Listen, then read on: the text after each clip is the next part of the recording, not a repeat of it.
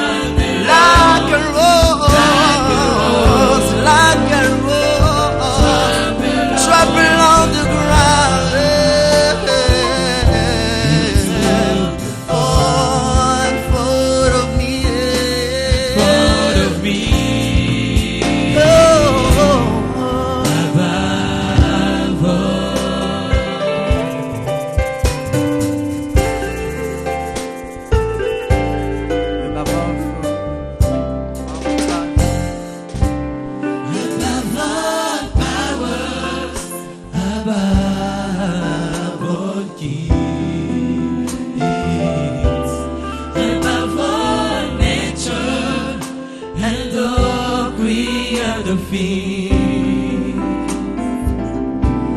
Above all wisdom and all the ways of man.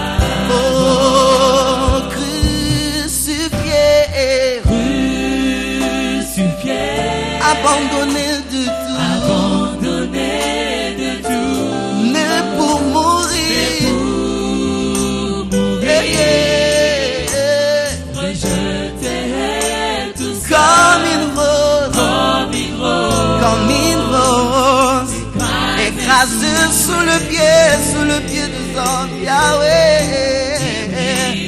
Oh, il prie et il pense à moi. Par-dessus tout.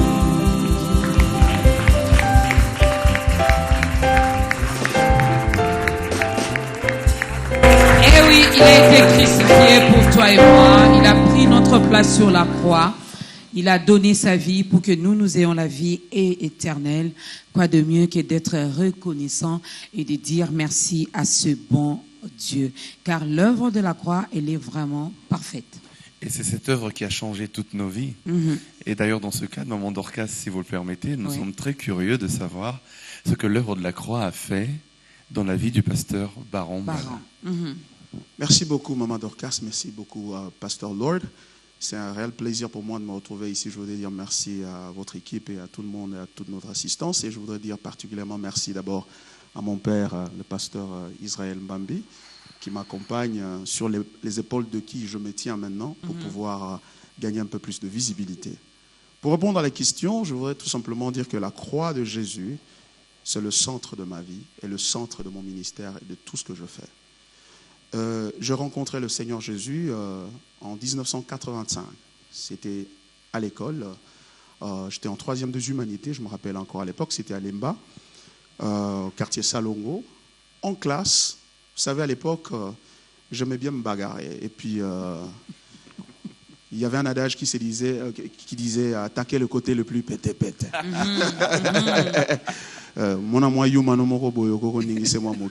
Alors ce jeune homme, un collègue de classe, je ne me rappelle plus très bien ce qu'il avait fait, mais je me suis empressé à le tenir à la chemise et lui dire « Écoute, si tu t'amuses avec moi, je vais te rosser. » Et curieusement, contre toutes mes attentes, le jeune homme dira « Eh bien, Baron, si tu veux me battre, il n'y a pas de problème, moi je ne peux pas me battre avec toi.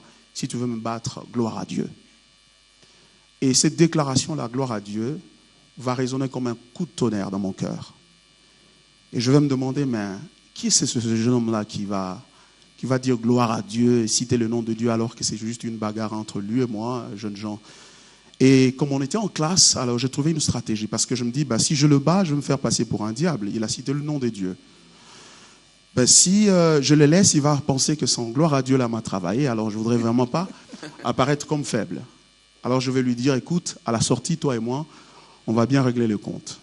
Je suis parti, à la sortie de l'école, alors je me dis, mais je ne vais pas le toucher par la chemise, cette fois-ci, je vais l'insulter. Je vais l'insulter et le mettre dans une condition où il va vraiment se fâcher. Et quand il se fâche, écoutez, gloire à Dieu ne sera plus là. Alors là, on va se battre. Et comme je savais bien le faire, je l'insulte. Il ne fait aucun cas de moi. On marchait ensemble, on faisait route ensemble. On habitait à l'époque Lemba Foire. Il habitait au niveau de Lemba, à côté de la Retumba, si j'ai bonne mémoire. Alors, il ne répond pas. Et je sollicite son attention. Il s'appelle Théo. J'ai dit, mais Théo, c'est à toi que je suis en train de parler. Eh bien, Théo va dire, Baron, je t'ai déjà dit depuis la classe, si tu veux me battre, tu veux te battre avec moi, gloire à Dieu, moi, je n'ai rien à faire là. Et cette fois-ci, j'ai réalisé qu'il était sérieux. Alors, un examen de conscience rapide se passe dans ma tête. Je me dis, mais moi aussi, je vais à l'église, mais je ne peux jamais dire ce qu'il a dit. Je ne peux jamais citer le nom de Dieu quand je suis provoqué. Et après une quinzaine de minutes, j'ai réuni mon courage, je lui dis, Théo, où est-ce que tu vas prier parce que tu cites le nom de Dieu? Mais avant de lui dire, je me suis dit, mais écoute, si je lui demande où il va prier, il va me dire, mais non, mais écoute, continue à m'insulter, tu sais bien le faire. Et je réunis mon courage, j'ai dit, mais s'il le dit, tant mieux, mais moi, je voudrais découvrir là où il va prier, je voudrais rencontrer son Dieu. Et alors, curieusement, Théo, joyeusement, va me dire, eh bien, tu vas savoir là où je prie dans un groupe de prière ici sur l'avenue Kassomo. J'ai dit, est-ce que tu peux m'emmener là-bas? Il dit, volontiers. Et on se met d'accord, il m'emmène là-bas. On va me prêcher la parole de Dieu ce jour-là, et j'écouterai la voix du Seigneur, clairement. Et je voulais, dans mon cœur, devenir comme Théo. Quelqu'un qu'on peut provoquer, mais qui peut citer le nom de Jésus et donner gloire à Dieu. Et c'est ainsi que j'ai commencé mon petit bonhomme de chemin avec le Seigneur depuis ce jour-là. Et j'ai donné ma vie au Seigneur Jésus après une prédication qui va retentir dans mon cœur fortement. Et j'ai donné ma vie au Seigneur Jésus ce jour-là et je suis devenu chrétien. Depuis 1985, je suis dans la marche de la foi avec le Seigneur. Et quand est-ce que vous avez reçu l'appel? L'appel est venu un peu plus tard parce que une année, je crois, ou 2 ans après, c'est là que je vais rencontrer mon père, le pasteur Israël Mbambi. Un médecin à l'époque, un jeune médecin, il était même célibataire à l'époque, il n'était pas encore marié, mais qui prêchait la parole de Dieu. C'était assez curieux pour moi, parce qu'à l'époque, vous savez, seuls les gens qui n'avaient vraiment pas très bien réussi dans leur vie se donnaient à la chose de Dieu. C'était pas pour des intellectuels, des gens assez socialement assis. Alors j'étais impressionné par cela et je l'approche. Et comme j'étais dans un groupe de prière, vous savez, dans un groupe de prière, à l'époque, on ne baptisait pas. On devait vous recommander dans une église, vous devez aller vous faire baptiser. Il va m'inviter aux enseignements de baptême. Il va m'enseigner le baptême et il va me conduire au baptême d'eau. Et plus tard, de fil en aiguille, nous allons nous retrouver à Salem, une église qui avait commencé comme église évangélique de Kinshasa, quelque chose de ce genre, et finalement qui devient église qui s'est mue, un groupe de prière qui s'est mu en groupe évangélique de Kinshasa, qui s'est mué en église évangélique Salem. Alors c'est là que je servais tour à tour comme responsable de la jeunesse, et pendant que je servais comme responsable de la jeunesse, l'appel de Dieu viendra. Et toujours au pied du pasteur, et il va m'installer comme pasteur coordonnateur, qui va faire un peu l'équivalent du pasteur assistant, qui va gérer l'administration de l'église et prêcher la parole de Dieu. Et c'est ainsi que le ministère est venu Et pendant que je servais, et Dieu me parlera clairement que ce sont des choses auxquelles il m'appelle pour livrer le reste de ma vie, quoi. Ben voilà, en résumé. Voilà, puisque merci pour ce beau témoignage, mais puisque le Père est là, il peut quand même nous faire un petit commentaire par rapport à ce témoignage. Afin de confirmer. Absolument, absolument. Baron Mbala est une fierté, c'est vraiment une fierté. Vous avez entendu, à 15 ans déjà, très jeune, il s'était déjà converti. Et ce que je dois faire remarquer, c'est que c'est quand même un phénomène. Donc, on pouvait déjà sentir un appel particulier dès ses débuts avec Jésus-Christ. Et Baron Mbala, en avançant, en progressant, d'abord dans les groupes de prière. Donc, c'était d'abord un groupe de prière et ensuite Église évangélique Salem. Mais déjà, Dieu m'avait montré clairement sa grâce d'enseignant. Alors, tout jeune, à ce moment-là, j'ai pris même le courage de le larguer, de le mettre à la chair. Ça n'a pas été facile parce que les anciens tout autour se disaient, mais qu'est-ce qui se passe? Mais déjà, quand il enseignait, on pouvait déjà être marqué par cette grâce qu'il avait. Ainsi donc, Baron a commencé à enseigner depuis bien longtemps. Et comme vous avez entendu, il a pris en charge la jeunesse pendant un bon bout de temps. Mais je dois dire aussi que tout en prenant la jeunesse en charge, c'est un formateur. Donc il y a aujourd'hui des disciples, des gens qui sont venus à Christ au travers la grâce qu'il a et des gens qu'il a vraiment formés aujourd'hui qui sont aussi des serviteurs de Dieu. Et puis ensuite, je crois, comme vous avez entendu, j'ai pris le courage carrément de le prendre comme un coordonnateur chez nous. Quand on dit coordonnateur de l'église, la grande église mère, ça veut dire c'est lui l'assistant en fait. Donc il pouvait assumer même à mon absence. Et c'est un rôle qu'il a joué avec brio. Et puis je crois, ça n'a pas tardé, il a été, je crois, ordonné pasteur. Mais je crois qu'avant cela, pasteur Baron Mbala, c'est quelqu'un qui a voulu ajouter à cette vertu la science, la formation. Il a étudié pour cela. Et tel qu'il est là, il détient une maîtrise en divinité de l'université de East, je crois, East au Kenya, à Nairobi. De Nairobi, il est allé aux États-Unis, il a continué à l'université de Washington, dans l'État dans lequel il habite. Et là, il détient une maîtrise en administration publique, mais aussi une maîtrise en études internationales. Au moment où nous parlons, et c'est ça qui ne m'étonne pas, qui me plaît beaucoup, il est doctorant, il est en train de faire son doctorat en théologie, Nouveau Testament spécialement. Et donc, moi je pouvais déjà même l'appeler déjà docteur, parce que il enseigne très bien. Ah, ça c'est une bonne chose, hein. Ça Voilà. c'est une bonne chose. Okay. Et ça fait toujours plaisir lorsque le père parle de son fils et lorsque le fils est également fier de son père, parce que de nos jours, on a du mal à présenter nos parents spirituels. Hein. C'est ça, le Il y en a même qui les cachent. Il y en a qui les cachent parce que peut-être ils ont honte ou peur d'eux, mais c'est un plaisir. C'est pour moi, ça c'est très prophétique. C'est un bon grand exemple. enseignement. Ouais. Ouais. Alors, on peut attaquer notre thème. Moi, je me suis posé mille et une questions. J'ai dit la réformation protestante hier et aujourd'hui. Pourquoi la réformation? Comment la réformation? Pour qui? C'est quoi l'objectif, l'avantage même de réformer l'Église aujourd'hui? Je me suis demandé la même chose. Je me suis dit, mais de tous les thèmes qui existent dans le monde, pourquoi le pasteur Baron a choisi spécifiquement celui-là? Oh non, on aime bien quand on vient nous dire l'autre, je te vois, tu vas voyager. Tout à fait. Dorcas, tu auras des jumeaux. La bénédiction n'est pas loin de toi. Voilà. Mais le pasteur Baron vient avec la reformation. Alors, pasteur Baron, faites comme si vous étiez à la chair. prêchez-nous, présentez-nous cette bonne nourriture, mais acceptez aussi que de temps en temps, que nous puissions vous interrompre avec des petites questions pour aider les téléspectateurs à bien comprendre également ce dont nous sommes en train de parler aujourd'hui. Alors, la réformation protestante, hier et aujourd'hui, c'est quoi la réformation? Merci beaucoup, Maman Dorcas. Merci, Pasteur Lord.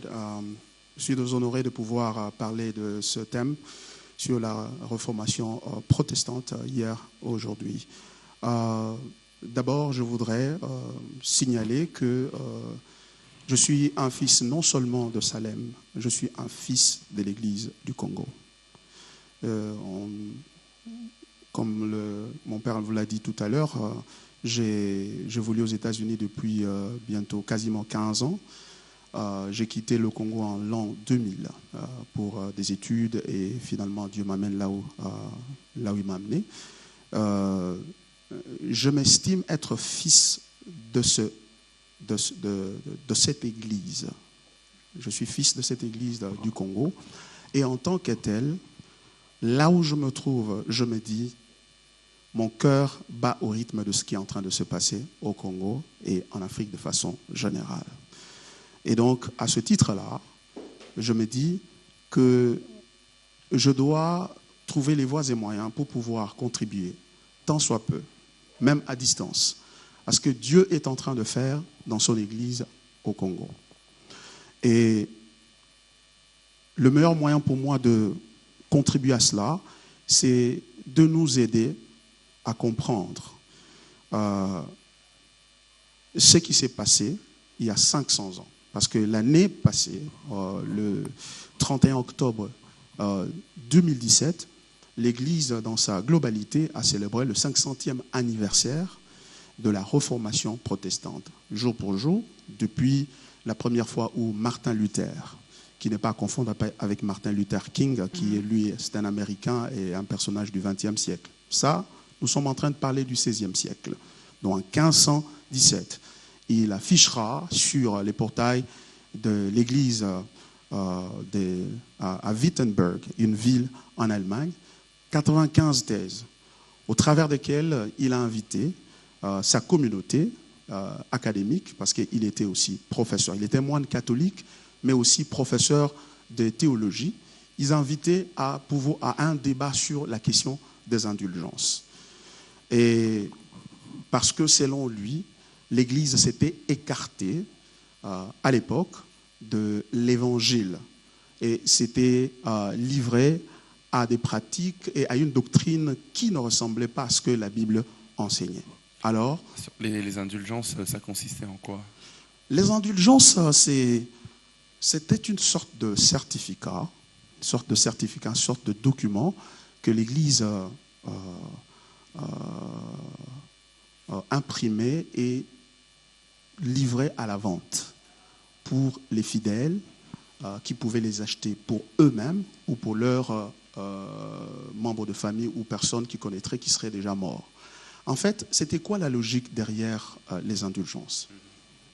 La logique était la suivante. C'est que quand vous achetez cette indulgence, vous achetez ce document-là, votre membre de famille qui était déjà mort, si vous l'achetez pour quelqu'un qui était déjà mort, il voyait son séjour écourté dans le purgatoire et aller directement au ciel. Mais pour mieux comprendre cela, je dois vous retracer toute la logique du salut. Parce que lorsqu'on parle de la réformation, on parle essentiellement de la question du salut. Parce que Martin Luther, l'action qu'il avait menée, quand il avait affiché ses 75 thèses, son but n'était pas en fait de déclencher la réformation. Son but était d'amener l'Église à réaliser qu'elle s'était distancée de la doctrine fondamentale de la chrétienté, qu'elle s'était distancée de Christ lui-même, qu'elle s'était distancée de la parole de Dieu et qu'elle avait versé dans autre chose et dans les traditions qui l'éloignaient de plus en plus de la personne de Christ. Alors, de quoi s'agit-il? À l'époque, l'Église catholique enseignait que le salut était obtenu par la voie sacramentale. Ça veut dire, que toute personne qui croit en Dieu et qui répond à l'appel de Dieu doit être baptisée d'eau. Quand elle est baptisée, cette personne d'eau, la grâce de Dieu est infusée en la personne. Et cette grâce-là, le croyant doit collaborer avec cette grâce de manière à se purifier progressivement, jusqu'à ce qu'il atteigne l'état de la perfection ou de la justice que Dieu réclame, sans laquelle personne ne peut entrer en communion avec Dieu, parce que Dieu, c'est un Dieu saint. Donc, un pécheur ne peut entrer en communion avec Dieu que sur base de la justice que Dieu accorde. Mais seulement cette justice-là, elle doit travailler de façon collaborative avec le croyant, en se sanctifiant jusqu'à ce qu'il devienne juste, parfait, et donc déclaré juste devant Dieu. Mais comme vous le savez, aucun être humain sur la terre ne peut atteindre l'état de perfection. Par conséquent, le péché résiduel qui restait dans le croyant et devait être purifié dans un endroit qu'on appelle le purgatoire, après la mort. Vous subissez une sorte de purification à l'issue de laquelle Dieu vous déclare juste et vous entrez au ciel. Donc vous voyez, la justification ne peut avoir lieu de façon certaine que dans le purgatoire. Donc pendant le séjour du croyant sur la terre, il ne peut jamais avoir l'assurance du salut. Pourquoi? Parce que si tu commets le péché mortel, la grâce qui t'a été infusée lors du baptême va être compromise. Et donc tu peux perdre cette grâce-là. Par conséquent, tu dois encore passer par le sacrement de pénitence, ainsi de suite, qui vont te permettre de pouvoir regagner la grâce de Dieu et finalement aller au purgatoire et être sauvé. Maintenant, l'Église dit ceci. Il y a certaines personnes qui ont vécu sur la terre avec une grâce particulière. Ils ont démontré des œuvres extraordinaires qui les ont conduits à avoir un surplus d'œuvres, de bonnes œuvres. De telle sorte que ces œuvres-là peuvent être entreposées dans une banque, une sorte de banque. Et lorsque ces œuvres-là, c'est par exemple les gens qu'on a proclamés des saints, oui, qu'on a canonisés, ils ont démontré des œuvres tellement exemplaires qu'ils en ont eu de trop, un peu de trop. Alors, le surplus est bancarisé ou déposé dans une sorte de banque. Et le pape, maintenant en tant que chef de l'Église, a le pouvoir de pouvoir émettre un certificat de mérite qu'on appelle indulgence, qui, lorsque vous l'achetez, maintenant les œuvres qui sont derrière cette indulgence, ce document-là, vous sont donc attribuées, et par conséquent, lorsque vous mourrez, vous allez dans le purgatoire, votre séjour va être écourté. Ou carrément, vous allez être dispensé du purgatoire. Et donc vous comprenez l'engouement qu'il y avait dans les chrétiens à pouvoir acheter ces indulgences pour eux-mêmes, parce que l'expérience du purgatoire, c'était une expérience de purification, donc il y a un certain supplice associé à cela. Et donc, lorsque le chrétien achetait cette indulgence, son séjour était écourté pour lui et pour quiconque il achetait. Alors, c'est contre cela que Martin Luther va s'insurger. Il va s'insurger sur base de sa lecture des Écritures, notamment lorsqu'il fait sa découverte personnelle de l'Évangile. Parce que lui aussi, autant que tout autre croyant de l'époque, parce que l'Europe occidentale était essentiellement dominée par l'Église catholique, qui avait des pouvoirs assez tentaculaires, social et politique, économique, ainsi de suite, et religieux. Alors, il luttait avec cette pensée-là je veux être pur, je veux être juste devant Dieu pour gagner le salut, et je n'y arrive toujours pas. Alors un jour, pendant qu'il méditait sur Romains chapitre 1, versets 16 à 17, l'apôtre Paul dit ceci: je n'ai point honte de l'évangile, car c'est la puissance de Dieu pour le salut de quiconque croit, pour les Juifs premièrement, ensuite pour le grec. Car en lui, la justice de Dieu a été révélée. La justice par la foi et pour la foi, c'est long qu'il est écrit que le juste vivra par la foi. Donc, Martin Luther,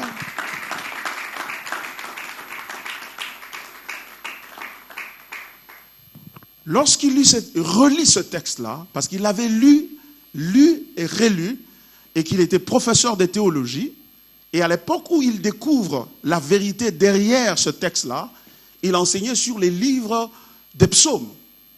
Et c'est le psaume 31, verset 1er, qui va le connecter à Romains chapitre 1er. Et là, il découvre quelque chose d'extraordinaire. En fait, initialement, il pensait, parce que ce n'était pas la première fois qu'il avait lu ce texte-là, professeur de théologie, il avait lu la Bible d'un bout à l'autre. Ce qu'il pensait en lisant ce texte-là, c'est que, à la croix, lorsque Christ est mort, il a établi une justice que nous devons émuler, que nous devons rechercher. C'est-à-dire que la foi en l'œuvre de la croix ne suffit pas. Encore faudrait-il que le croyant puisse maintenant, sur base de la grâce qui a été offerte à la croix, maintenant développer une vie de bonnes œuvres, donc de sanctification qui devrait conduire à la justification. Donc clairement, la sanctification précède la justification. Okay. Et lorsqu'il relit ce texte-là avec l'illumination du Saint-Esprit, il découvre quelque chose de merveilleux, c'est que à la croix, la justice qui nous a été demandée a été pourvue par Christ, de telle sorte que cette justice-là ne nous est pas infusée de façon sacramentale, c'est-à-dire au travers du baptême, mais cette justice-là nous est imputée par la foi et la foi seulement. Donc, la justification précède la sanctification. Donc, on ne se sanctifie pas pour être justifié, on se sanctifie parce qu'on est justifié. Donc, seul le justifié peut être sanctifié. Donc, par conséquent, je peux avoir l'assurance du salut maintenant. Et vous comprenez tout de suite la connexion avec l'indulgence. C'est que je n'ai plus besoin de œuvres pour être sauvé. Je n'ai plus besoin du purgatoire. D'acheter un document qui... Je n'ai plus besoin du purgatoire. Donc en résumé, la réforme protestante, pasteur, c'est... On nous remet dans le salut par la foi et on exclut le salut par les œuvres. Exactement. Exactement. Donc, le salut n'est pas par les œuvres. Paul le dit dans Éphésiens chapitre 2, verset 8. Vous n'êtes pas sauvés par les œuvres. Nous sommes sauvés par la grâce au moyen de la foi. Ce n'est point par les œuvres afin que personne ne se glorifie. Donc, voyez-vous, c'est la question, le cœur de la réformation, c'est la question de l'intégrité de l'évangile, qui est un évangile par la grâce au moyen de la foi seulement. Et je voudrais ajouter ici, pour être honnête sur le plan scientifique, académique au moins, c'est que l'Église catholique ne prêche pas le salut par les œuvres. Elle ne dit pas on n'est pas sauvé par la grâce, on est sauvé par les œuvres. Ce n'est pas ce qu'ils disent. Ce n'est pas ce qu'ils enseignent. Ils enseignent aussi, ils disent que nous sommes sauvés par la grâce au moyen de la foi. Mais le problème se trouve dans la manière dont ce salut est expérimenté par le croyant. Alors, le lien, on a parlé de Martin Luther, on a parlé de l'Église ancienne, on a parlé, mais revenons un peu, actualisons un peu les choses. L'Église, corps du Christ, aujourd'hui au Congo, pasteur Baron, a-t-elle besoin de la réforme? Et c'est ça tout le besoin de ce partage ici, sur la reformation. Et je voudrais, avant de répondre à cette question, définir encore un tout petit peu, redéfinir la reformation, le mot lui-même, la reformation. En amont du mot reformation, il y a deux autres mots qui devront nous aider à comprendre mieux le mot reformation. Et ces deux mots sont le suivant: formation, déformation et reformation. Donc, il y a la formation, la déformation et la reformation. Donc, et lorsqu'il s'agit de la formation, de la reformation, si on parle de la reformation par rapport à la vérité. Donc, la vérité est donnée, elle est formée, elle est formulée, c'est Dieu qui nous la donne. Et il y a déformation, c'est-à-dire une distorsion de la vérité. Et ensuite, il y a besoin de revenir à la vérité initiale. Donc, à cet égard-là, la réformation n'a pas un caractère progressiste. Ça a un caractère rétrospectif. Rétrospectif, je dois le dire. Donc, on regarde en arrière pour revenir à l'état initial, à la vérité fondamentale qui est la révélation. Parce que le christianisme est une religion révélée. À cet égard-là, j'estime personnellement, selon ma lecture de l'Église actuelle au Congo et en Afrique de façon générale, que nous avons besoin de la reformation. Parce que nous, aujourd'hui, qui nous appelons protestants, parce que tout celui qui s'appelle évangélique aujourd'hui, qui prêche le message de la grâce ou du salut par grâce au moyen de la foi, s'identifie avec Martin Luther. Donc, nous tous qui nous appelons baptistes, méthodistes, pentecôtistes, église de réveil, aujourd'hui, nous sommes par extension des protestants. Donc, et en tant que tel, nous devons nous poser la question. Ça fait 500 ans. L'un de nous s'est levé pour dire que nous nous sommes éloignés de l'évangile et nous devons y retourner. Où en sommes-nous aujourd'hui? Et ma réponse est qu'il y a besoin de réformation aujourd'hui. Pasteur, s'il y a besoin de réformation, moi, j'aimerais emboîter le pas de Maman Dorcas. Que la chorale se prépare déjà pour la deuxième chanson. Pour vous demander dans quel domaine exactement. Parce que le message du salut par la foi, comme vous le dites, est prêché dans les églises à extension protestante. Oui. Si ce message-là, qui était le message principal que Martin Luther voulait donner à l'Église, est prêché aujourd'hui dans les églises protestantes, alors pourquoi a-t-on encore besoin d'une réformation dans ce sens-là? Ou alors c'est dans d'autres domaines qu'il faut peut-être une réformation, dans d'autres types de messages ou... Peut-être que le pasteur Baron a eu à constater également, parce que vous avez dit, vous vivez aux États-Unis, mais votre cœur se trouve vraiment ici. Donc, vous êtes au courant de tout ce qui se passe ici. Avez-vous constaté quelque chose au sein de l'Église Corps du Christ aujourd'hui? C'est là que je vais emboîter les pas à l'apôtre Paul, aux Galates, chapitre 1er, qui dit que je m'étonne. Je m'étonne de ce que... vous avez promptement laissé celui qui vous a amené au salut par la grâce pour écouter un autre évangile. Le message du salut n'est pas l'un des messages de l'Église. N'est pas l'un des messages de l'Église. C'est le seul message de l'Église. Le principal. Le seul. C'est-à-dire que la révélation de Christ, Jésus a dit, la vie éternelle, c'est de connaître le Père et celui que le Père a envoyé, à savoir Jésus-Christ. Donc, le salut n'est pas un bénéfice que Dieu nous donne séparément de la personne de Jésus-Christ. Le salut, c'est Christ. Et donc, si le salut, c'est Christ, l'Église ne devrait que parler de Christ du matin jusqu'au soir.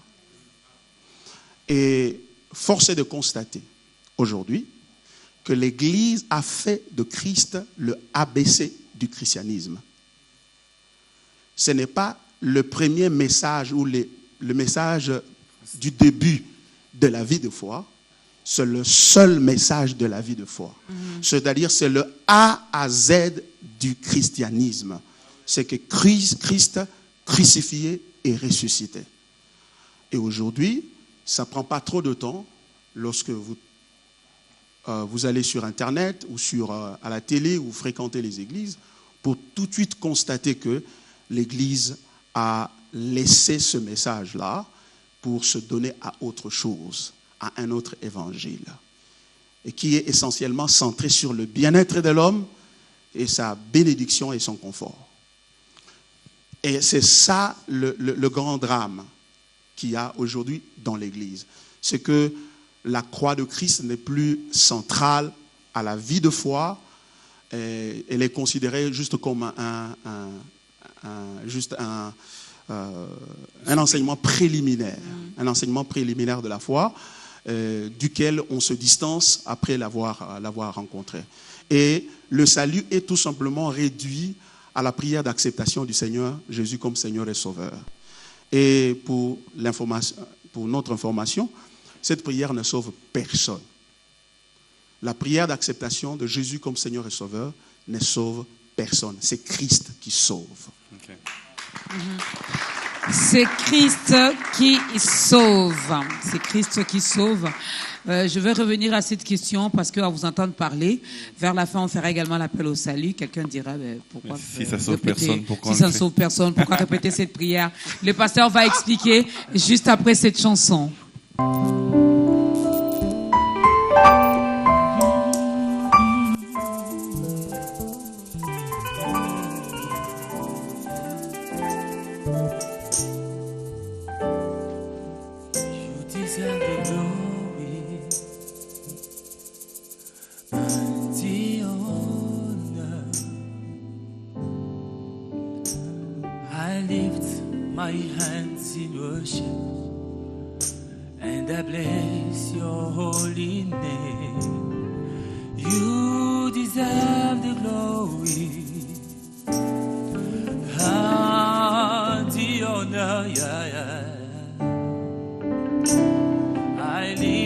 miracles.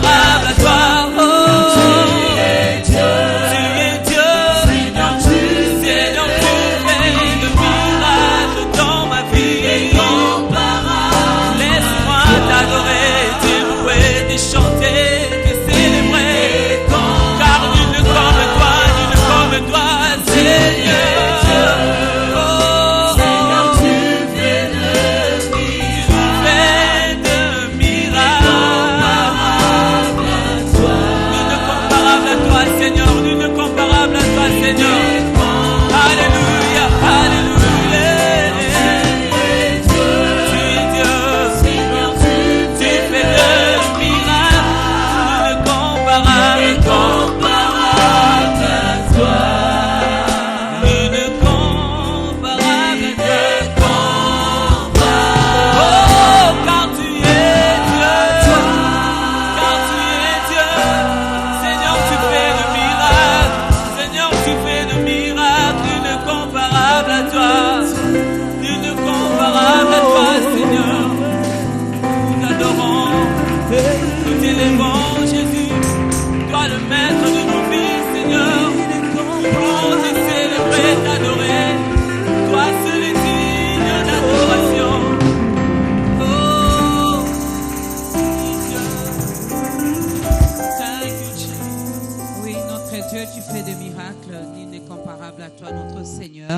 Nous parlons de la réformation protestante hier et aujourd'hui.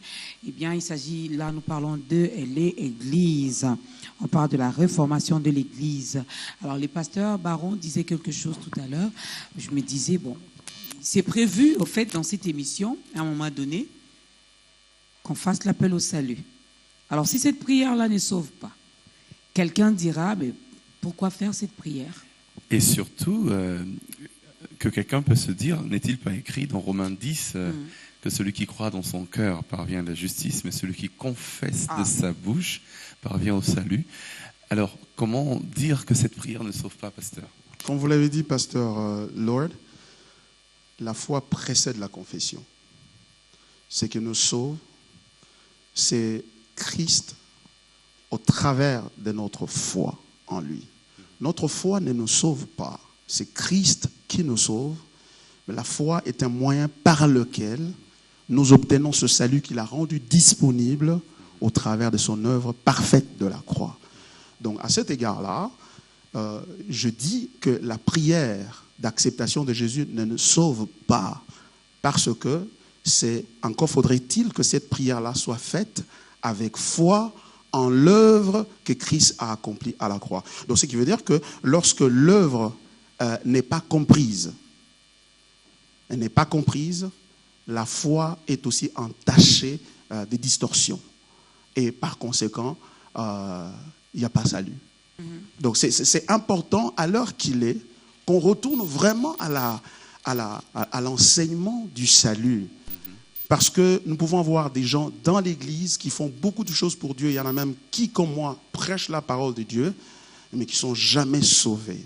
La crise de l'Église, c'est la crise du salut, de la conversion, et qui n'est rien d'autre que la crise de la perception de l'Évangile.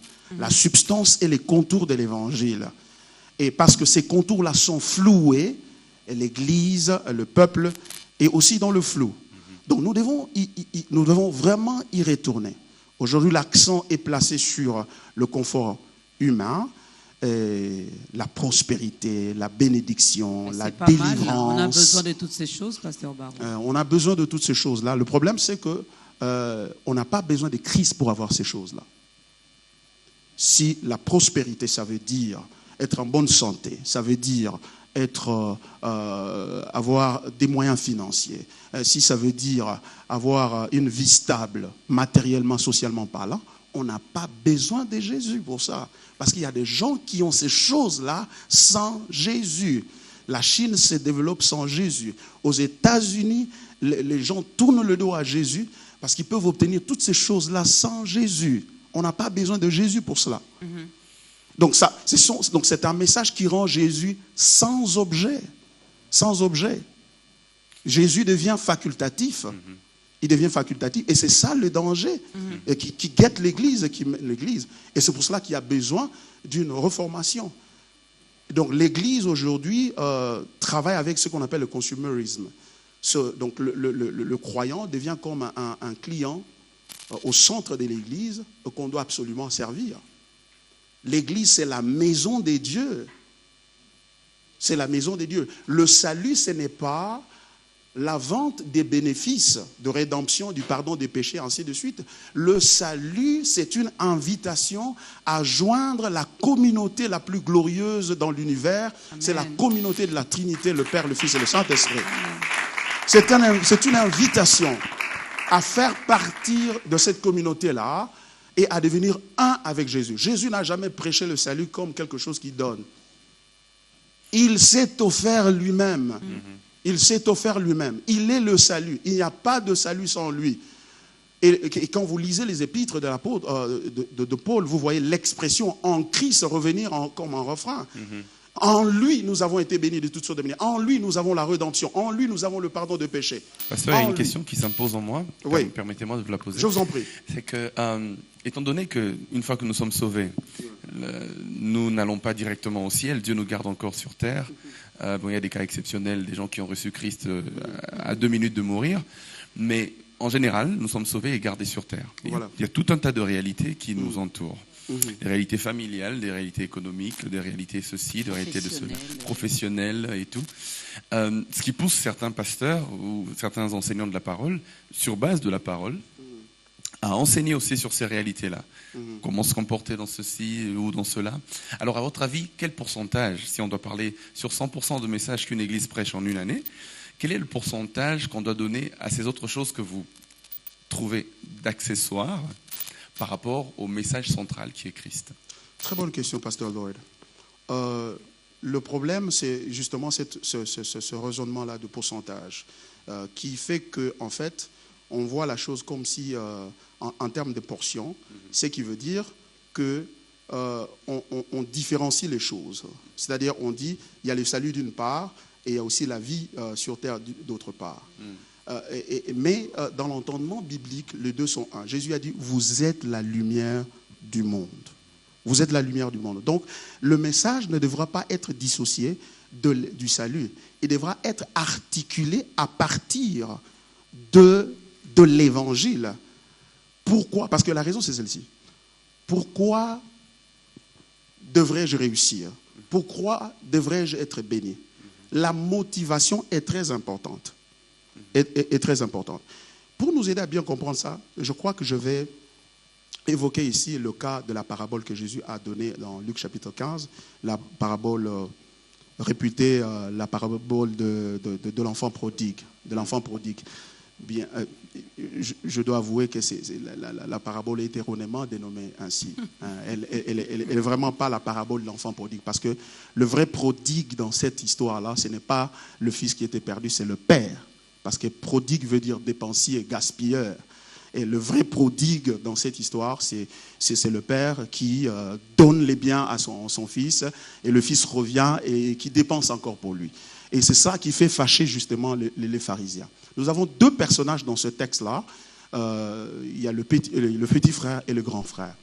Le petit frère, c'est le légaliste.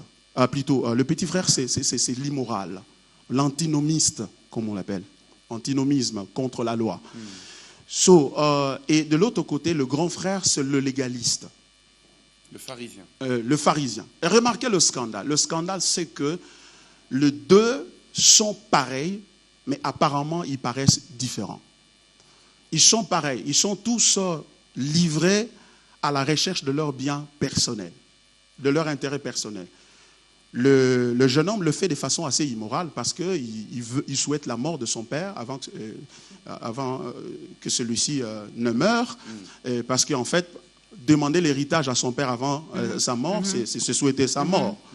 Donc, il est immoral et on voit clairement son péché. C'est vraiment un troubadour. Il dépense, gaspille les moyens qu'il avait reçus dans la débauche, ainsi de suite. Et il revient et se repent. Mais il y a un autre, c'est le grand frère, qui reste à la maison, qui est le fils obéissant, qui obéit. Mais qu'est-ce qui se passe? Il paraît religieux, il paraît fidèle, il paraît bon, mais en réalité, c'est le retour de l'enfant perdu qui nous permet de voir son vrai problème. C'est que lorsque son frère revient, il est fâché parce que son père a tué le veau gras. En d'autres termes, et il le dit lui-même, que j'ai toujours été ici, j'ai toujours obéi, tu ne m'as jamais donné même un chevreau pour manger avec mes amis. Mais lorsque ton fils ici revient, tu tues un veau gras pour lui. Donc, il obéit non pas parce qu'il aime son père, il obéit parce que c'était le seul moyen pour lui pour avoir les biens de son père. Il était autant intéressé aux biens de son père que le jeune frère qui était parti. Donc celui-ci, le grand frère le poursuit religieusement et l'autre le poursuit immoralement. Donc nous avons deux types de croyants aujourd'hui. L'un, c'est un antinomiste qui dit que j'ai reçu la grâce et donc je peux vaquer au péché comme je l'entends. Et je peux faire ce que bon me semble, parce que Christ est mort pour moi, pour mes péchés passés, présents et futurs. C'est l'antinomiste. Et nous avons le légaliste de l'autre côté qui n'obéit que parce qu'on lui a dit 7 principes pour avoir la bénédiction. Il faut jeûner, il faut prier, il faut faire tout ceci. Il ne le fait pas pour le Père. Il le fait pour lui-même. La preuve, c'est que lorsque l'on père tue ceux qui faisaient l'objet de son obéissance, eh bien, il s'est fâché, il se rebelle. Mais il y a un troisième fils dans cette histoire-là auquel on ne fait pas attention. C'est le fils qui raconte l'histoire. C'est le fils de Dieu. Celui-là qui a abandonné la gloire. Il a abandonné la gloire de son père et il accepte de venir pour mourir sur la croix pour que le petit frère puisse rentrer à la maison. Voyez-vous? Donc, il a la position de moyen, mais il abandonne toute sa gloire parce que son objectif était clair. C'est de plaire au cœur du Père. Donc, comment le pasteur en ce temps-ci peut prêcher l'équilibre social, l'équilibre économique, et ainsi de suite? C'est en présentant la croix de Christ comme étant la recherche du plaisir du cœur de Dieu. Par conséquent, la croix, cette logique-là de la recherche du plaisir du cœur du Père devrait se retrouver dans toutes sortes, dans tout autre message qu'on prêche. Donc, c'est-à-dire que si je prêche aller aux études, je vous prêche d'aller aux études pour rechercher la gloire de Dieu. Si je prêche l'éducation des enfants, je prêche l'éducation des enfants pour la gloire de Dieu. Parce qu'on peut prêcher l'éducation des enfants pour des raisons légalistes, pour sa gloire personnelle. Et c'est pour cela qu'aujourd'hui, nous voyons des gens qui vont à l'église et on leur a dit que tel c'était un sorcier qui est en train de combattre ta famille. Il revient, il se sépare avec cette personne pour le reste de sa vie. À l'enterrement même, à l'enterrement aux obsèques de cette personne-là, il ne peut même pas se présenter. Alors qu'il a reçu un évangile de miséricorde.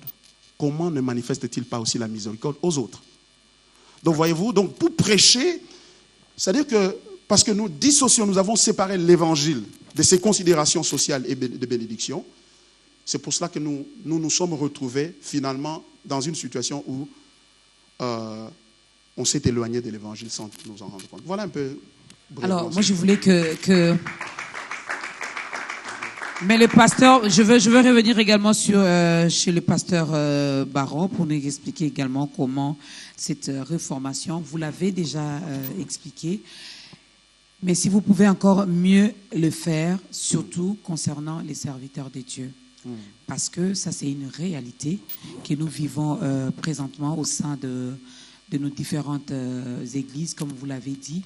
Alors, je me rends compte que la plupart des serviteurs de Dieu, la plupart des pasteurs sont également dans cette ignorance où ils les savent, mais ils font également des choses pour nous faire plaisir à nous, selon le besoin du peuple, selon le besoin des fidèles, ou encore membres de l'Église. Pasteur Israël, voulez-vous ajouter quelque chose?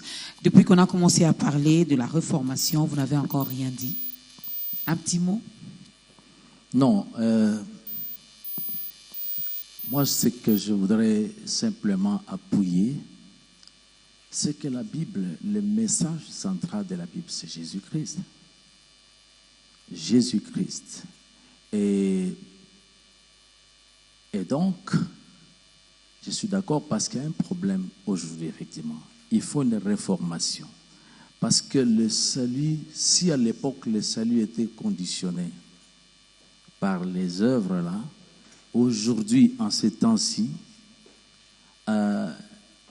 c'est autre chose. On va dire, on va conditionner cela par la délivrance, par exemple. Donc certains, beaucoup doutent aujourd'hui de leur salut. Parce que on leur dit, ils ne sont pas encore délivrés. Résultat, lorsqu'ils écoutent un message là-bas et qu'on appelle « Venez donner votre vie à Jésus-Christ », ils reviennent autant de fois. Parce que beaucoup de gens qui se disent chrétiens aujourd'hui, qui sont dans les églises, qui fréquentent des églises ou des ministères, ils n'ont pas commencé par écouter l'évangile, la bonne nouvelle de Jésus-Christ. On leur a présenté autre chose, peut-être des enseignements particuliers, et ils partent de ça. Donc, ils ont raté cet évangile, l'amour de Dieu qui nous sauve par grâce au moyen de notre foi. Donc, c'est important de revenir purifier un peu ce message, le rendre encore authentique, le prêcher aussi simplement que cela. C'est Jésus-Christ. Paul dit aussi, d'ailleurs c'est toujours Paul qui dit, je n'ai pas besoin de savoir autre chose parmi vous que Jésus-Christ et Jésus-Christ crucifié. Et pour venir parler d'autre chose, en fait, si tout est centré sur Jésus-Christ, parce qu'en Jésus-Christ, il y a tout cela.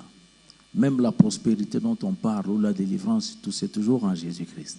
Donc c'est Jésus doit rester le centre de tout. Parce qu'au départ, avant la réforme, Jésus-Christ n'était plus le centre. Et pour les besoins de bien-être, Jésus a dit, ne vous inquiétez pas sur toutes ces choses. Comment vous allez vous vêtir, vous allez manger, boire. Il a dit, ceux qui font des efforts particuliers, qui se passionnent de ça, sont les païens. Votre Père Céleste sait que vous avez besoin de ces choses.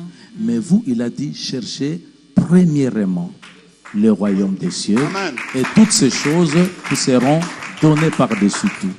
Premièrement, Jésus-Christ. D'ailleurs, moi, on vient de passer un temps pour parler, notamment aussi, comment c'est intitulé, enrichi par Jésus-Christ et pour son royaume. En fait, tout ce que nous devons désirer, nous qui sommes déjà sauvés, parce que nous devons différencier. Le message de salut donc, ne doit pas être conditionné. Venez, ainsi de suite, vous faites ceci. On présente d'abord les guérisons, les miracles. Non, c'est Jésus-Christ qui est le centre. Mais à ceux qui sont sauvés, il est tout à fait normal, mon humble avis, qu'on puisse continuer à leur parler de la vie en Jésus-Christ. Oui. Mais tout sera toujours, dans ces choses-là, sera toujours en Jésus-Christ. En Jésus-Christ. En Jésus-Christ. Je crois que c'est ça le souci aussi, pour qu'on ne s'égare pas. Et cet évangile, c'est un évangile d'amour. C'est un évangile d'amour. Parce que si, à la base, je crois que la Bible dit, Jésus a dit, car Dieu a tant aimé le monde qu'il a donné son Fils unique. Et nous savons qu'il l'a donné à la croix. Afin que quiconque croit en lui, c'est-à-dire en cette œuvre de la croix, qui ne périsse point, mais qu'il ait la vie éternelle. Ce que je vais ajouter même pour, disons, insister sur cette prière d'acceptation. Vous savez, Dieu regarde la sincérité du cœur. Ça, c'est une chose. Nous sommes sauvés au moyen de la foi. Mais la foi vient d'où? Elle vient de ce qu'on entend. Donc, il faut d'abord bien présenter cet évangile. Et ce qu'on entend vient des paroles de Christ. Quand c'est bien entendu, alors la foi vient. La foi va venir amener quelqu'un à croire en ce que Jésus-Christ a fait pour lui, ce qu'il est pour lui. Et en ce moment-là, quand il a bien entendu, moi je vois bien dans ma vie, c'est une seule fois que j'ai accepté Jésus-Christ. Et j'avais bien saisi, j'étais touché, c'était fait le 17 février 1985. Et j'ai l'assurance de mon salut. Donc maintenant, c'est vrai, comme le pasteur l'a dit, il y a bien des gens qui sont dans les églises, mais qui ne sont pas sauvés. D'autres, parce que c'est après tout une bonne sémence, c'est une sémence. Elle va tomber dans différentes terres. Mais rassurons-nous d'abord que la sémence, elle est bonne. C'est ça, je crois, les grands buts. Rassurons-nous que la sémence est bonne. quand elle est bien reçue, elle va produire des fruits. Voilà, voilà. Et la parole de Dieu est une bonne sémence, mais ça dépend également de la manière dont on vous présente également cette sémence. Et à vous, à qui cette sémence est présentée, rassurez-vous que c'est une bonne sémence. Excusez, je veux ajouter quelque chose. Allez-y, pasteur. Je voudrais faire un court témoignage. On m'a confié un jeune homme par un membre de famille qui est serviteur de Dieu. Il me dit vraiment, pasteur, occupez-vous de ces jeunes hommes. Nous avons tout fait. Il n'arrive pas à se convertir. Tout fait. Alors, il a accepté aussi de pouvoir vous rencontrer. J'ai reçu ce jeune homme, mais en l'écoutant tout le temps, bien, vous allez comprendre que, en fait, tout ce qu'on lui disait vient dans notre église, ne va pas là-bas, ainsi de suite. Alors, en fait, on lui a tout dit, sauf l'important, Jésus-Christ. Et je lui ai dit, je ne vais pas te parler, je vais te parler d'aucune église, même pas de Salem. Mais je vais te parler de Jésus-Christ. Et j'ai pris du temps pour lui parler de Jésus-Christ. Je lui ai montré qu'il est très important. Il est important qu'il ait une relation personnelle avec Jésus-Christ. Amen. Et finalement, à la fin, il s'est effondré à genoux avec des larmes en disant, c'est vrai, j'ai cherché une église au lieu de chercher Jésus-Christ. Et voilà. Donc, c'était juste un témoignage. Parlons Jésus, présentons Jésus, acceptons Jésus, vivons également avec ces Jésus. On va prendre la troisième chanson, une courte chanson, avant également de donner l'occasion à ceux-là de donner leur vie à Christ. Mais je reviens quand même à cette petite question qui, pour moi, je trouve qu'elle est vraiment importante. Vous parlez de l'Église, de la réformation. Comment cela va se passer, pasteur? Merci beaucoup. C'est une très bonne question. Vous savez, si je prends l'histoire de l'enfant prodigue, je prends cette histoire-là parce qu'elle est vraiment elle est très illustrative de ce dont on est en train de parler. La Bible dit, lorsque le jeune homme est parti, il a dilapidé tous les biens qu'il avait reçus de son père. Il se trouve dans la misère. Il va se chercher un boulot et on lui confie de garder les pourceaux. Et il se bat à manger, à se disputer avec la nourriture avec les pourceaux qui ne laissent rien. La Bible dit, étant rentré en lui-même, il réalisa qu'il avait péché contre le ciel et contre son Père. La réformation commence par une auto-évaluation. Nous devons nous asseoir et réaliser autour de nous que ça ne marche pas. Ça fait 25 ans que nous prêchons la prospérité.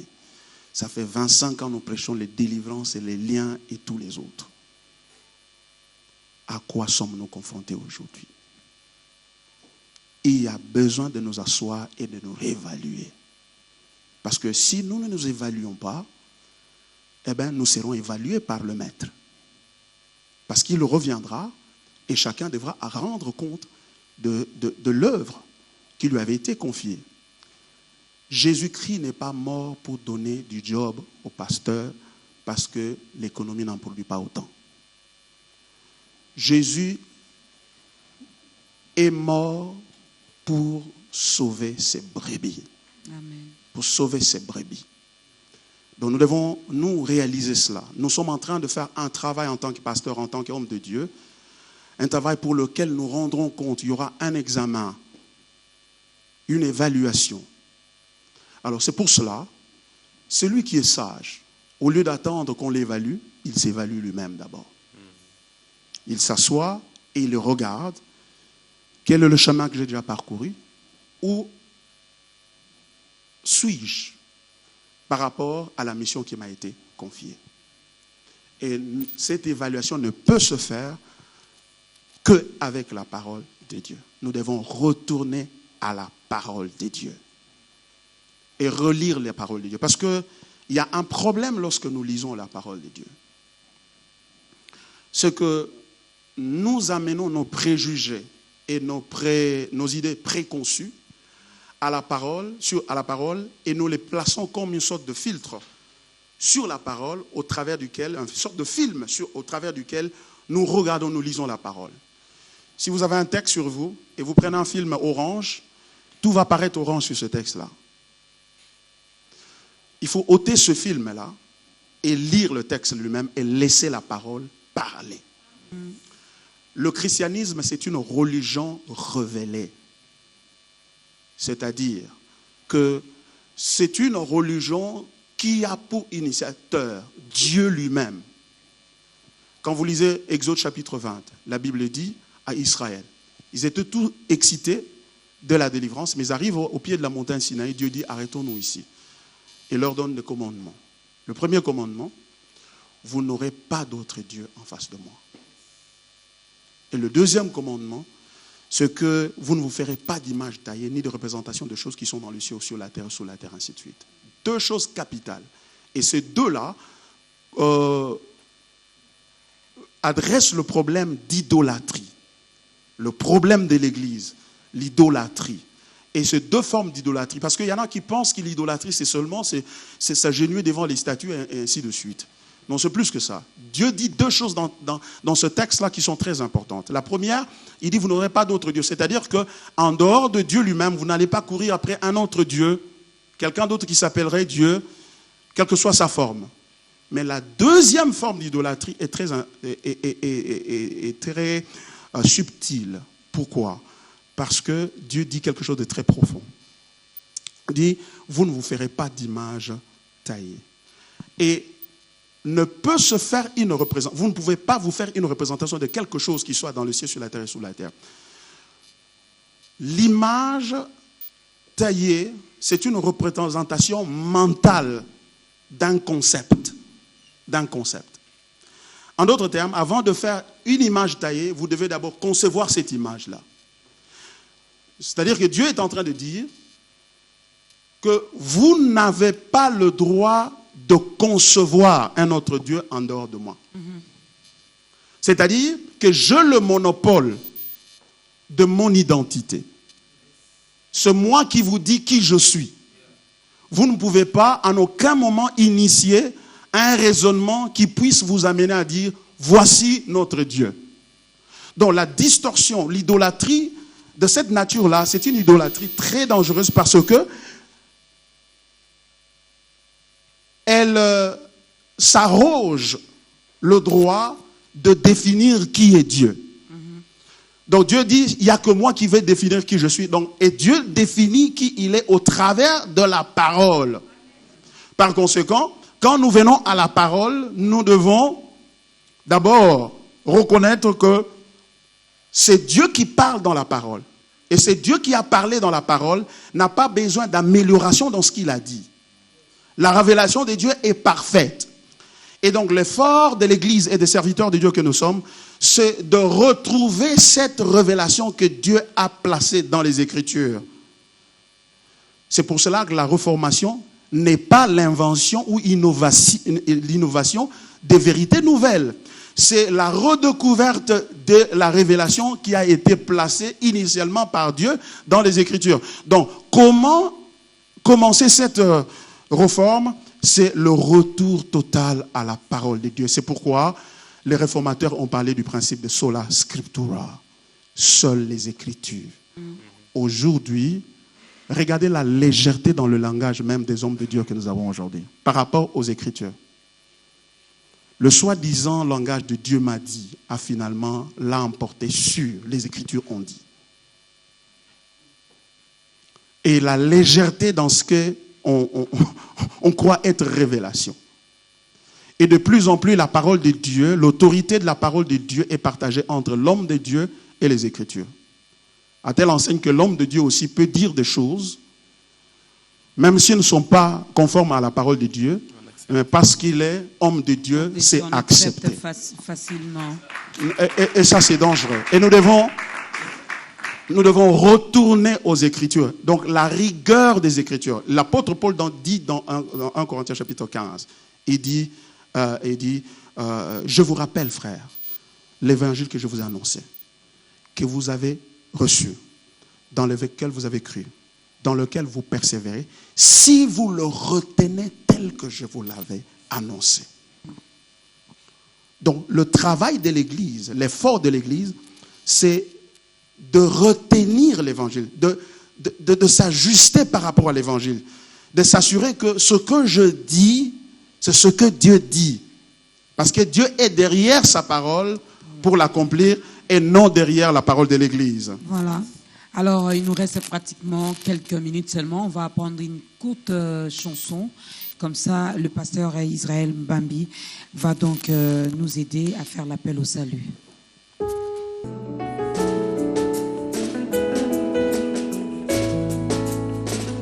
Tu es tout puissant, quand mon cœur considère tout l'univers créé par ton pouvoir. Les ciels d'azur, les éclairs de ton œuvre, le clair matin ou les ombres du soir. Dieu est tout puissant, quand mon cœur considère tout l'univers créé par ton pouvoir. Les ciels d'azur, les éclairs de ton œuvre, le clair matin, de tout mon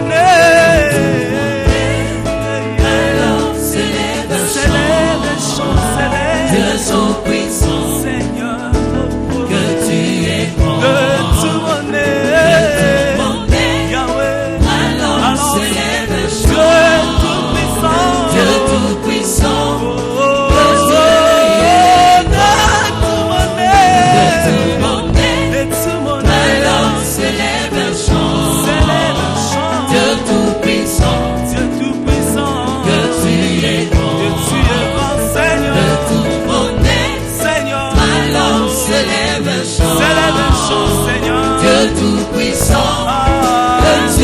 chantons Zambé na Kembo, Zambé,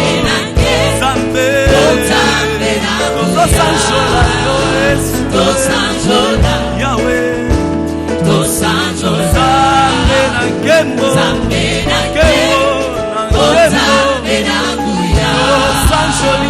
Tosanjola, Yonzamboyo, Olekina Motete, Mozalisi, Yakuya Mingite, Yosalisa, Kilora Peboti, Yosalisa, Sona Yonzamboyo, Olekina Motete, Mozalisi, Yakuya Mingite, Mozalisa, Kilora Peboti, Mozalisa, Sona Boli, Zambe na Kembo, Zambe na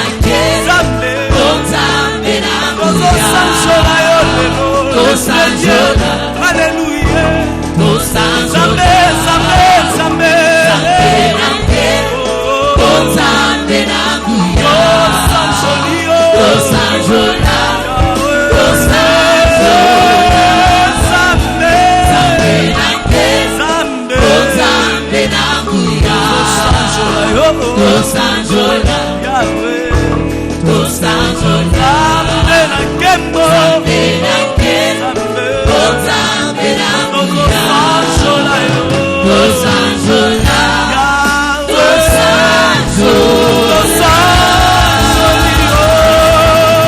oh Jésus. Et oui, j'aime bien cette chanson car ça parle de la grandeur de Dieu. Nous l'avons toujours dit, ici nous parlons de la grandeur de Dieu. On ne vient pas parler de la grandeur d'un homme, non, mais de ces dieux-là. Est-ce qu'on peut encore acclamer pour ces dieux? Pasteur Israël, il y a certainement quelqu'un qui vous a suivi de partout dans le monde. L'émission Ta Grandeur a le privilège d'être suivie partout. Et il y a quelqu'un qui a été touché, certainement par ce qui a été dit. et qui aimerait justement revenir au vrai évangile, donner sa vie à Jésus afin de parvenir à la justice qui emmène au salut. Et j'aimerais vous laisser à vous l'opportunité d'aider cette personne, en regardant la caméra, à venir à Christ. À tous ceux qui nous suivent, j'ai une bonne nouvelle. La bonne nouvelle, c'est que Dieu a tant aimé le monde qu'il a donné son Fils unique afin que quiconque croit en lui ne périsse point, mais qu'il ait la vie éternelle. Est-ce que tu peux t'incliner dans la prière avec moi, là où tu es? Prends cette prière pour ta prière, afin qu'elle ne soit pas une simple récitation. Parle à Jésus. Vas-y, reprends ces paroles. Seigneur Jésus, j'ai entendu ta voix. Je reconnais que j'étais perdu. J'ai essayé de diriger ma vie seul. Ça ne marchait pas. Seigneur, pardonne-moi tous les péchés que j'ai commis. Purifie-moi par ton sang précieux. À présent, du fond de mon cœur, je décide d'ouvrir la porte de mon cœur. Et je t'appelle, je t'invite. Jésus, viens, entre dans mon cœur, occupe le trône de ma vie. Je te reçois maintenant comme mon sauveur, mais aussi comme mon Seigneur. Désormais, je te laisse la direction de ma vie. Dirige-moi, Seigneur. Montre-moi le chemin. Merci, Seigneur. Je crois du fond de mon cœur que je suis sauvé, que je suis devenu enfant de Dieu et que j'ai reçu la vie éternelle. Garde-moi, Seigneur. Conduis-moi. Au nom de Jésus. Amen. Merci.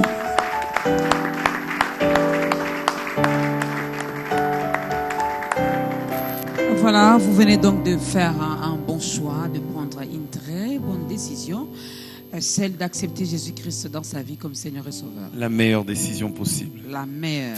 Il n'y a pas deux. Voilà, c'est la seule et la meilleure décision. Alors, parlons rapidement. Il nous reste, on n'a plus de minutes. Alors, on va se débrouiller pour parler un peu du programme de la conférence de la réformation pour les serviteurs et servantes de Dieu. Rapidement, Pasteur Israël. Rapidement, c'est une conférence très passionnante, comme vous avez entendu. Ça vaut la peine. Pasteur, apôtre, prophète, docteur, évangéliste, tous ceux qui servent Dieu, venez à cette conférence qui va commencer la semaine prochaine, le mercredi 28 février. Du mercredi 28 février jusqu'au vendredi 2 mars. Chaque jour de 9h à 13h. Chaque jour de 9h à 13h.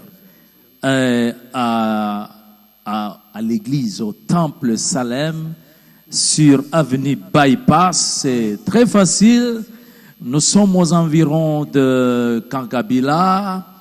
Et voilà, sur cette fameuse avenue-là, quand vous dites temple Salem, église Salem, c'est bien connu, c'est facile. C'est même un arrêt. Mais en face, il y a la Renda, là, c'est devenu pratiquement arrêt Salem. Venez s'il vous plaît, et nous allons écouter d'éminents intervenants. Vous avez sûrement remarqué que le thème est théologique, mais vous allez voir, les intervenants vont essayer de simplifier les choses, afin que cela soit compris. Nous aurons, bien sûr, lui-même, le révérend pasteur Barombala, qui est l'initiateur même de cette conférence.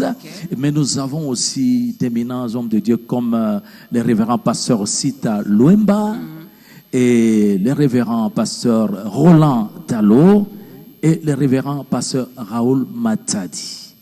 Alors moi, je serai là aussi comme pour faire un peu la synthèse de tout cela, parce qu'il nous faudra retenir quelque chose. S'il vous plaît, il y aura un temps de débat, de questions-réponses.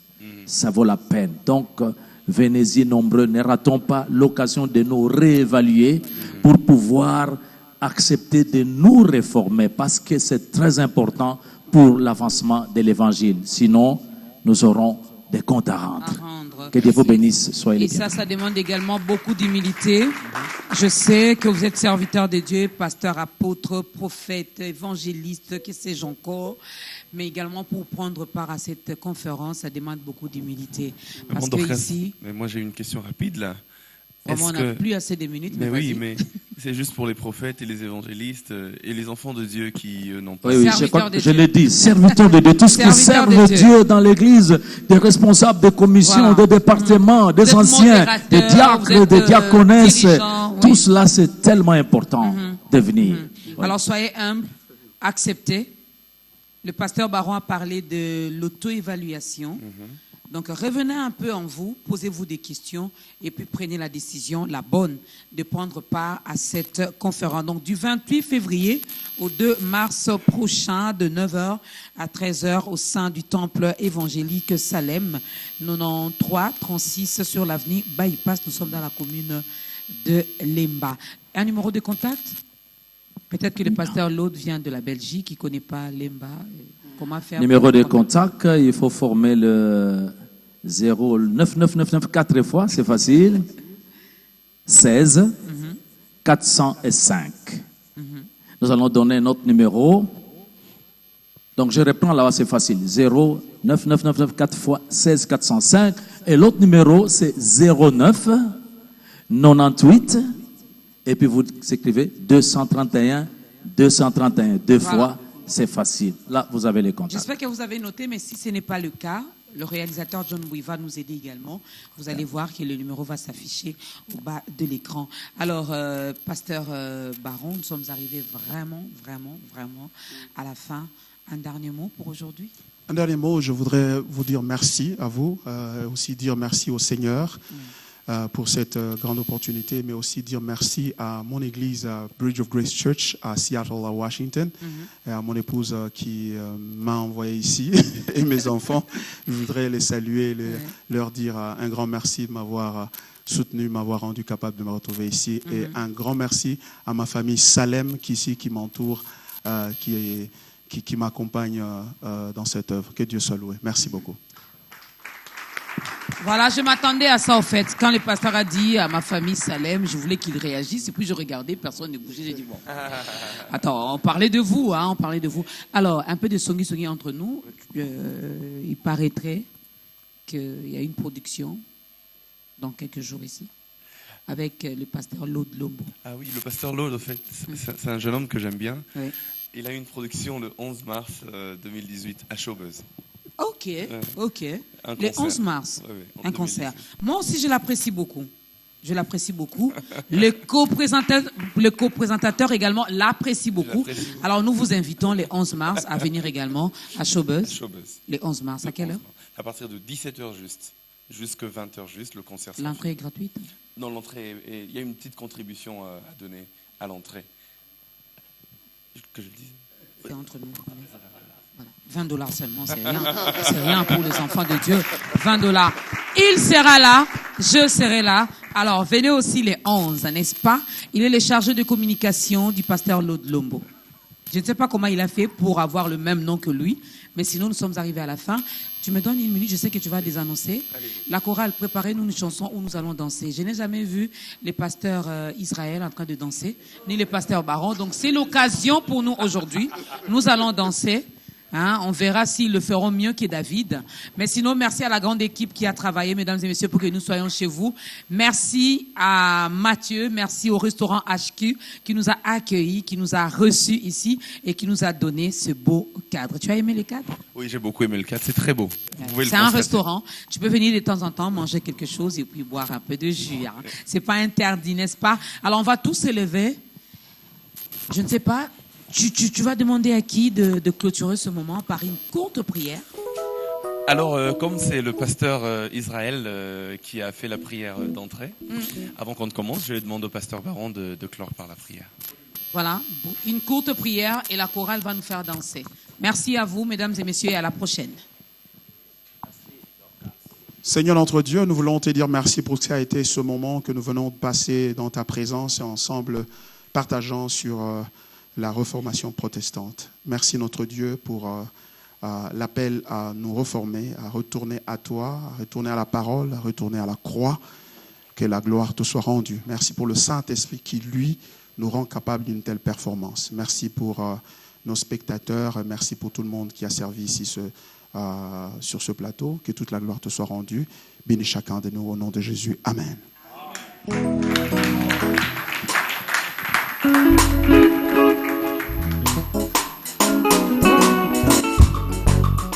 Est-ce que tu peux acclamer pour le Seigneur? Oh, alléluia. Amen. Amen. Amen. Alléluia. Amen. Amen. Oh, alléluia. Amen. Amen. Amen. Alléluia. Amen. Amen. Oh, likonzi lisimbi ndako. Amen. Amen. Amen. Alléluia. Amen. Namoni bisika mosusu ya kokende te, yakimi epa na yo Masia. Alléluia. Amen. Amen. Amen. Leta mololo pona Yesu.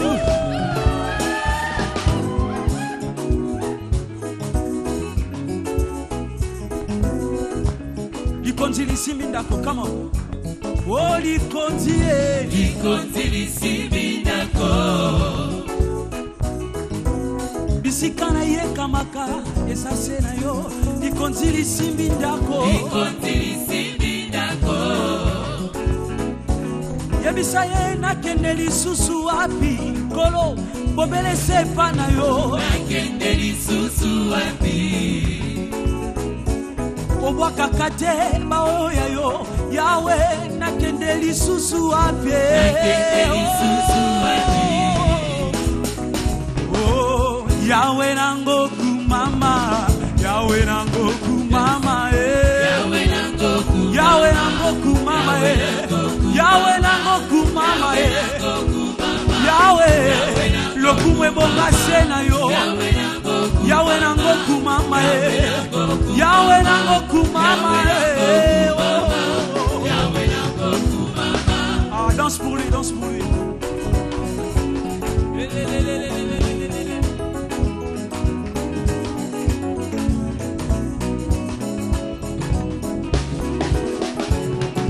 Okumama yokumambe. Okumama. Yahweh. Okumama. Libela libela.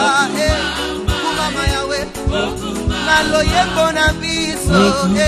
Okumama Yahweh. Na milolo to beteli. Okumama Yahweh.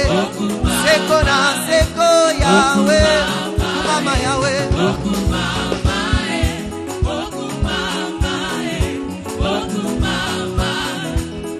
Soki natali bisiko zwanga motema nanga moko témoin eza ndinde eza bolikwe kati na masumu nazalaki kolo yobikisa ngai eza ndinde eza bolikwe.